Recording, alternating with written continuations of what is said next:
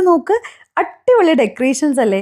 നമ്മുടെ നാട്ടിൽ ഇങ്ങനെയൊക്കെ ഒരെണ്ണം സെറ്റ് ചെയ്യണമെന്നൊക്കെ ഞാനിങ്ങനെ ആലോചിച്ചു.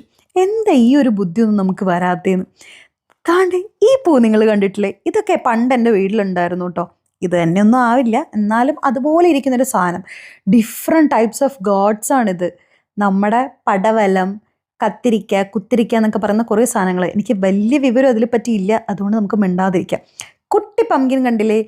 വലിയ പംകിൻ. ഇതൊക്കെ ഞാൻ പണ്ട് എൻ്റെ ബുക്കിൻ്റെ കവറിലും അല്ലെങ്കിൽ സിനിമയിലും പിക്ചേഴ്സിലൊക്കെ ഞാൻ കണ്ടിട്ടുള്ളൂ കേട്ടോ. എനിക്ക് ഇത് തന്നെ ഭയങ്കര ഒരു ഗ്രേറ്റ്ഫുൾ ഫീൽ ഇങ്ങനെ അടിച്ചുകൊണ്ടിരിക്കും. ഇങ്ങനെ ഓരോരോ കാര്യങ്ങൾ കാണുമ്പോൾ തന്നെ. വലിയൊരു പംകിൻ അവരവിടെ സെറ്റ് ചെയ്തിട്ടുണ്ട്. അവിടോട്ടൊക്കെ നമുക്ക് പയ്യെ പോവാം. ആദ്യം നമുക്ക് നല്ല നല്ല ഫ്രഷ് പംകിൻസ് കാണാം.